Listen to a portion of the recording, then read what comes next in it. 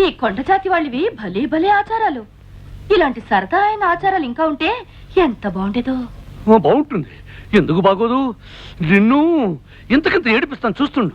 చూస్తూనే ఉన్నానుగా. కాలుని చేత్తో కాలుకోలని పిల్లిలో గిల్లుగిలో కొట్టుకుంటున్నావు.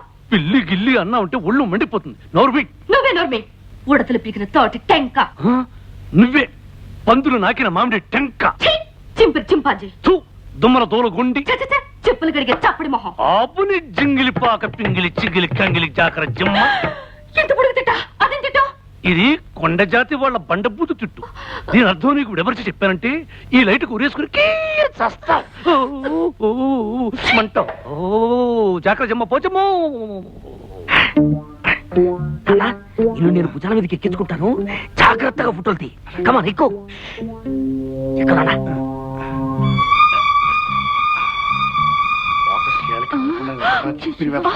కదలంలే నాన్న, జాగ్రత్తగా తీ. నువ్వు కదిలితే మళ్ళీ ఫోటో కదులుతుంది. కనపడుతుందా నాన్న? బాగా కనిపిస్తుంది. తొందరగా తీ. అబ్బా నువ్వు ఉండవే అమ్మా. అబ్బా ఏమిటే మరి పప్పు గుర్తుతో కొడతావు? ఏమిట్రా మీరు చేసే పని?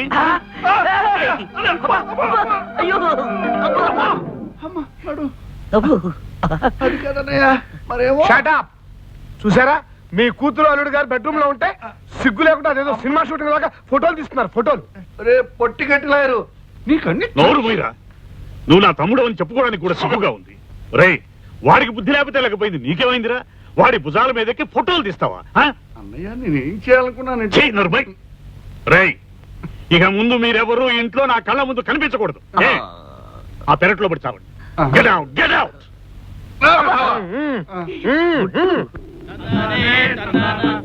చూశావుగా విష్ణు, మన ఎస్టేట్. ఇక్కడ పనిచేసే ఆ కొండజాతి వాళ్ళు ఎంతో నిజాయితీ నమ్మకం గల మనుషులు. అందుకే వాళ్ళంటే నాకెంతో ప్రాణం.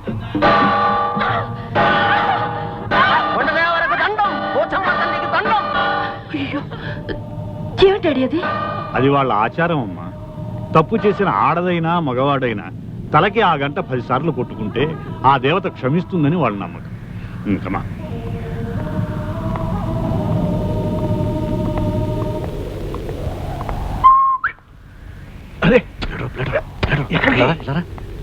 ఇదిగో ప్లేడరు, నువ్వు చెప్పినట్టు నేను బ్రహ్మాండంగా యాక్ట్ చేస్తాను కదా. రోజు ముష్టి పడికేసినట్టు 1000 ఇవ్వడం ఏమిటి? ఒకేసారి 10,000 కొట్టించావనుకో, నా పని అయిపోతుంది. కొట్టించను, కావాలంటే ఆ గంట కేసు నీ తల కొట్టిస్తాను.